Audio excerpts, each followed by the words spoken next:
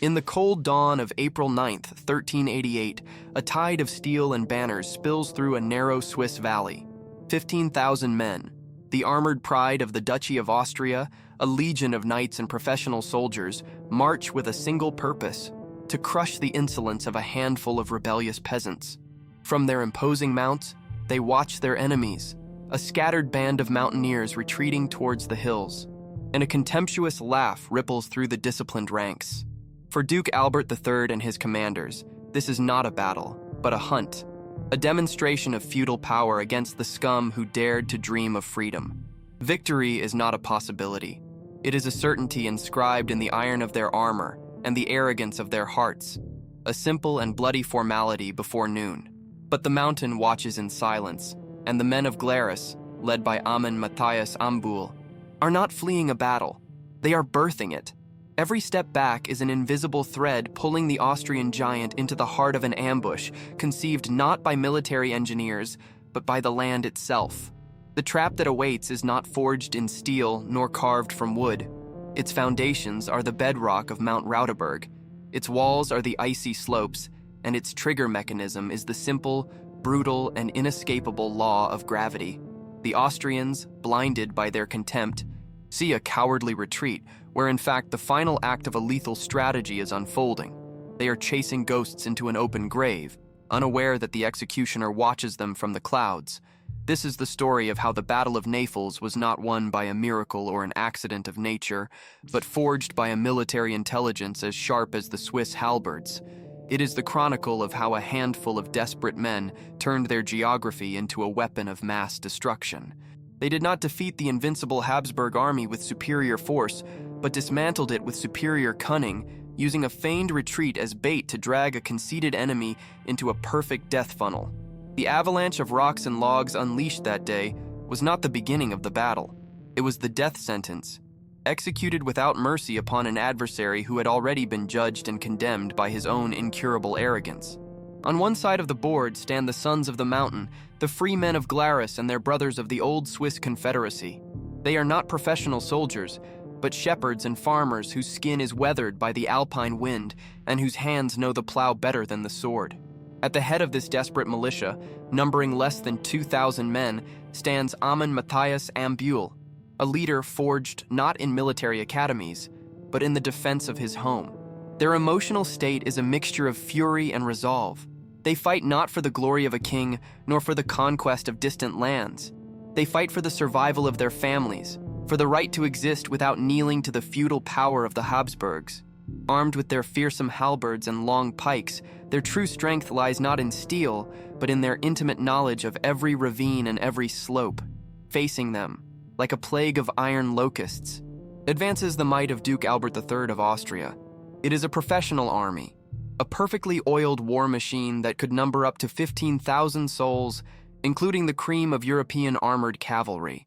Its commanders are veteran nobles, men whose arrogance is as impenetrable as their armor. For them, the Swiss are not an enemy. They are a pestilence to be exterminated.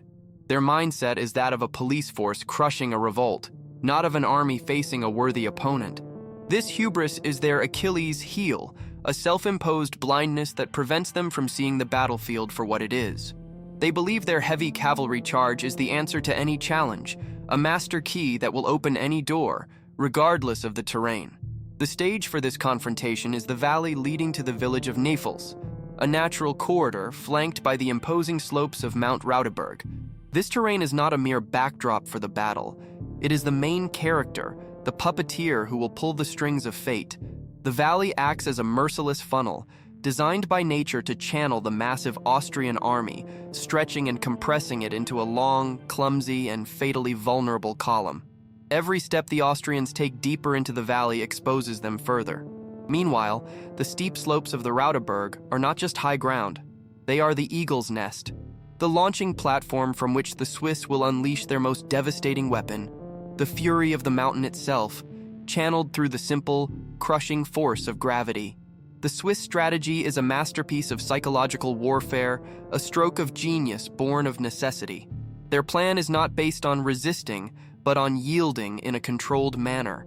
They will briefly defend an old defensive wall, the Letzi.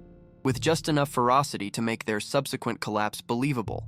Once the Austrians' arrogance has been suitably inflamed by this initial resistance, the Swiss will execute a feigned retreat, a seemingly chaotic rout into the depths of the valley. This calculated withdrawal is the bait, the irresistible invitation for the Austrian cavalry to break ranks in a bloodthirsty pursuit.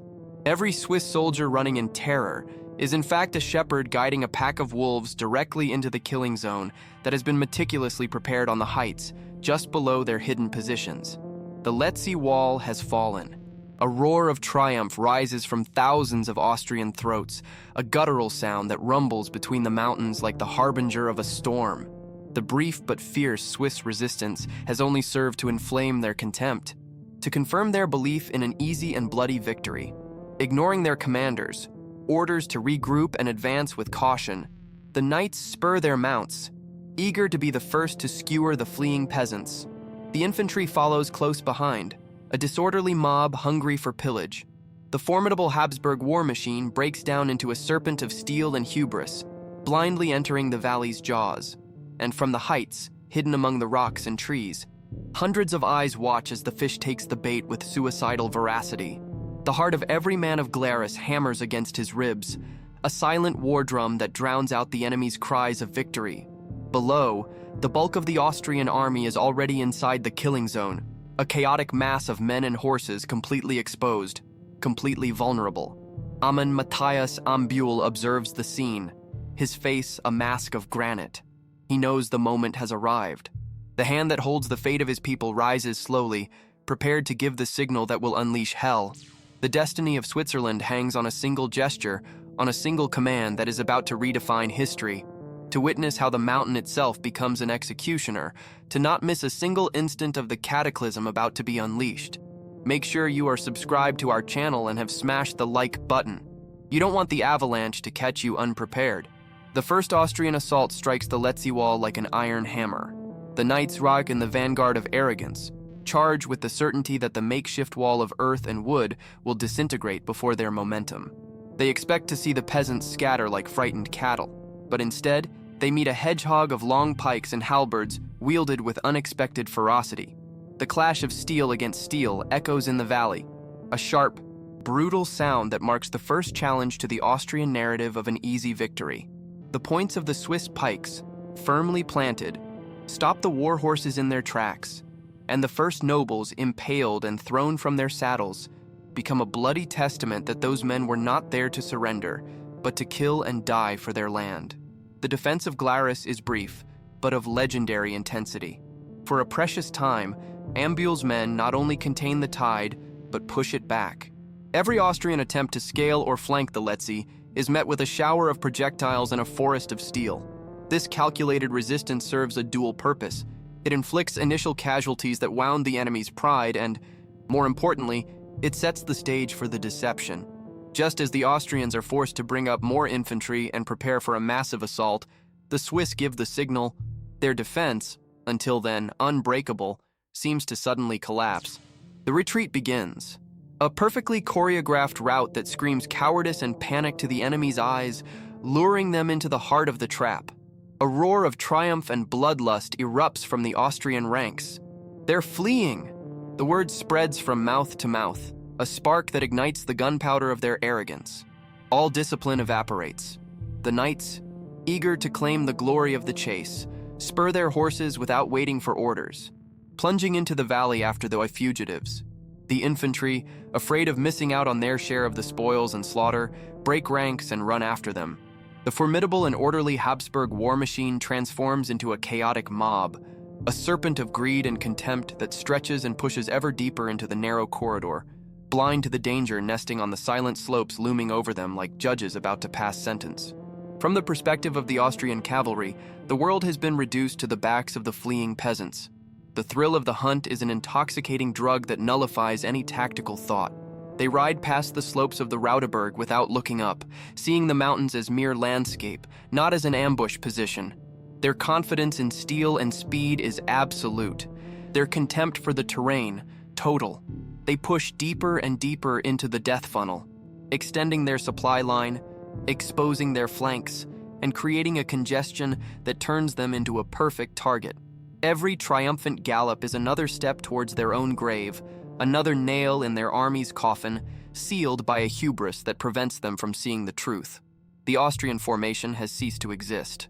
What advances through the Naples Valley is no longer an army, but a disorganized column, a mass of men and animals driven by the most basic instinct of the chase. The fastest are far ahead, the slowest lag behind, and the bulk of the force is trapped in the middle, a dense knot of armored humanity. The Swiss, from their hidden positions high above, watch in tense silence as the last of the significant battalions enters the killing zone. The trap is closed. The bait has been taken. The mountaineers' patience has borne fruit. Now, all that remains is to unleash the fury of the mountain. On the heights of the Raudeberg, the air seems to freeze. Amon Matthias Ambühl, seeing the Austrian serpent completely contained in its natural cage, raises his hand. There is no war cry, only a gesture, a silent signal that runs through the hidden ranks. It is the all-or-nothing moment, the instant when strategic brilliance will turn into either butchery or catastrophic failure. Hundreds of men, acting as one, put their shoulders and levers against the enormous piles of rocks and logs they have spent days accumulating. With a collective, desperate effort, they push. Inertia is broken. The mountain's judgment is about to begin with a roar that will shake the very foundations of the Alps. First comes the sound, a low, deep rumble like distant thunder that quickly swells into a deafening roar, the sound of the earth itself tearing apart. The Austrian soldiers look up from their pursuit, confused, only to see the sky darken. A wave of death, an artificial avalanche of man-sized boulders and splintered tree trunks, rushes down the slope. It is not a battle, it is a cataclysm. Gravity, turned into Switzerland's most powerful weapon, is unleashed with unstoppable fury. The chaos is instant and absolute. There is nowhere to run, nowhere to hide. Nature itself has become the enemy. The impact is apocalyptic. The rocks crush armor as if it were eggshell, pulverizing flesh and bone alike. The logs sweep through the ranks, breaking horses in half and throwing men through the air like rag dolls. The cries of triumph turn into shrieks of terror and agony, quickly drowned out by the ceaseless roar of the avalanche. The formations, already disordered, completely disintegrate under a bombardment that comes not from the front or the rear, but from above. Panic spreads like wildfire, a collective madness that seizes the dazed and bloodied survivors, who now only wish to escape the hell that has fallen upon them. As the dust and echoes begin to settle, they reveal a scene of carnage that defies imagination. The mighty Habsburg army has been decapitated and dismembered. Its spine is broken. Hundreds lie dead or dying, crushed under tons of rock and wood. The survivors, stunned, deafened, and covered in blood and dust, wander aimlessly, their weapons lost, their will broken. Their chain of command has been erased in an instant. The most powerful army in the region has been reduced to a terrified and demoralized mob, trapped in a valley filled with its own dead. The trap has not only worked, it has exceeded the wildest expectations. But the Swiss plan is not yet finished. Before the shock can give way to any attempt at reorganization, a new sound tears through the air. More terrifying than the roar of the avalanche, the war cry of the men of Glarus. From the slopes, the second wave of the attack materializes. Hundreds of Swiss, their halberds glinting in the sun, charge downhill.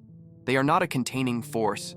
They are an avalanche of men, a torrent of righteous fury that descends upon the remnants of the enemy. Their descent is a calculated act of annihilation, using the momentum of the slope to strike with devastating force against an enemy already on its knees, both physically and psychologically. The Swiss charge crashes into the demoralized Austrian survivors with unspeakable violence. The halberd, the quintessential Confederate weapon, proves its terrible effectiveness. Its spear point impales, its axe blade splits skulls and armor, and its hook drags the arrogant knights from their mounts to be finished off on the ground. It is not combat between armies, it is a mass execution. The Swiss, who know every inch of the terrain, move with deadly agility among the debris of the avalanche, finishing off any resistance. The Austrians' terror is total. They are fighting men who seem to have sprung from the rock itself to deliver a bloody judgment. The Austrian retreat becomes a desperate, suicidal flight. Panic is the only commander left. The soldiers throw down their weapons and shields, trying to flee the way they came, only to be met by the bottleneck of the valley and the bodies of their own comrades. In their terror, they trample one another. Many, in a desperate attempt to escape, throw themselves into the cold waters of the Mag River, which borders the battlefield. But their heavy armor, once a symbol of their power, becomes their leaden shroud, dragging them to the depths. The Swiss victory is not just a victory, it is an annihilation, a brutal lesson etched in blood and steel. When the last war cry fades and silence once again descends upon the Naples Valley, the air grows thick with the metallic stench of blood. The landscape, once green and serene, is now a macabre canvas painted in the colors of death. The shattered bodies of men and horses lie intertwined with the rocks and logs that were their executioners. The waters of the Mag River run red, carrying with them the corpses of those who sought in it a salvation that never came. The mighty Austrian army, which had entered the valley with the arrogance of conquerors, has been wiped from the face of the earth. The scale of the carnage is hard to comprehend, a brutal testament to the lethal effectiveness of the Swiss strategy and the fury of the mountain. The battle's statistics tell the story of one of the most lopsided military victories of the Middle Ages. Of the formidable Habsburg army, the most conservative estimates speak of over 1,700 dead, though some chronicles raise the figure to over 2,500. A generation of Austrian nobility lies dead in the Swiss mud. In stark contrast, the Swiss Confederacy suffers an almost negligible loss, around 55 men. The ratio is so overwhelming it seems an act of divine intervention. But it was no god who guided the rocks, but the steady hand of desperate men fighting for freedom. The victory is not just tactical, it is a moral and physical annihilation of the invader. The defeated commander, Duke Albert III, is not among the dead, but his pride and his military campaign have suffered a mortal wound. The news of the Naples catastrophe spreads like wildfire across Europe, an unbearable humiliation for the House of Habsburg. The army, shattered and demoralized, has no choice but to retreat. The following year, a humbled Duke Albert III is forced to the negotiating table, signing a peace treaty that, in practice, recognizes the independence of the rebellious cantons. The bloodshed at Naples has bought more than a victory. It has bought freedom. The arrogance that led his army to its grave has become the midwife of a nation. The Battle of Naples was not a simple border skirmish. It was a political earthquake that shook the foundations of feudal power in Central Europe. Together with the victory at Sempach 2 years earlier, this triumph decisively consolidated the independence of the old Swiss Confederacy from the territorial ambitions of the Habsburgs. It proved to the world a revolutionary military truth, that a disciplined infantry, armed with pikes and halberds and using the terrain intelligently, could not only resist but annihilate the elite of feudal armored cavalry, until then considered the supreme military force. Naples rewrote the rules of war, proving that strategic cunning and the will of a free people could be more powerful than the lineage and steel of their oppressors. The impact of the victory transcended the military and embedded itself in the soul of the Swiss nation. The story of the brave mountaineers of Glarus who used the mountain itself as a weapon became a foundational myth, a cornerstone of national identity. It was transformed into the enduring symbol of Swiss ingenuity, of their unshakable determination to remain free, and of their unique ability to turn their challenging geography into their greatest strength and most faithful ally. The battle became a legend told from father to son, a constant reminder that even the smallest David can fell the most imposing Goliath if he fights on his own terms and with a heart set ablaze by the cause of freedom. This legacy has not been lost in the mists of time. It remains alive and vibrant to this day. Every first Thursday of April, the Napfelser Fahrt is celebrated, a solemn pilgrimage that traces the key sites of the battle. Citizens, soldiers, and dignitaries march in procession to the place where their ancestors fought and died, a ritual that honors their sacrifice and reaffirms the values of independence and self-determination that define modern Switzerland. This centuries-old tradition is not just an act of commemoration, it is a declaration, an annual renewal of the covenant between the Swiss people and their history, ensuring that the echo of the war cries of Naples never fades. On a broader scale, the strategy employed at Naples became a model for asymmetric warfare. It taught future generations that a technologically or numerically inferior enemy can achieve victory by exploiting the adversary's weaknesses and creatively using unconventional advantages, such as knowledge of the terrain. The feigned retreat into a prepared killing zone would be studied and adapted in countless conflicts throughout history. The battle demonstrated that the commander's mind is the most important weapon in any arsenal, and that the enemy's arrogance is the most powerful ally a strategist could wish for, a weapon that the adversary himself sharpens and points at his own chest. In the end, the chronicle of this battle is not defined by steel. The Swiss halberd was lethal, and the Austrian knight's sword was a symbol of power, but neither was the most effective weapon of that day. The force that truly annihilated the Habsburg army was not forged in any smithy, but was inscribed in the fundamental laws of the universe. The decisive weapon was the cold, relentless, and perfect equation of gravity. The men of Glarus, in their desperate genius, did not need to invent a new war machine.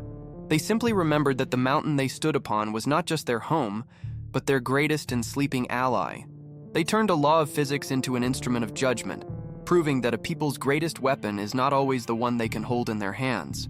That is why every rock and every log that rushed down the slope of the Raudeberg was much more than a simple projectile. Each one was a declaration, a vote for freedom cast with cataclysmic force. In those terrible and glorious moments, it was not just the men of Glarus who fought, it was Switzerland itself, with its heart of granite and its soul of ice, rising to defend its children. The mountains, which for centuries had given them shelter, became their fist and their sword. And that is the immortal legacy of Naples, the eternal proof that when a people fights for their home with courage and intelligence, even the stones will cry out, and the land itself will rise to bury the tyrants.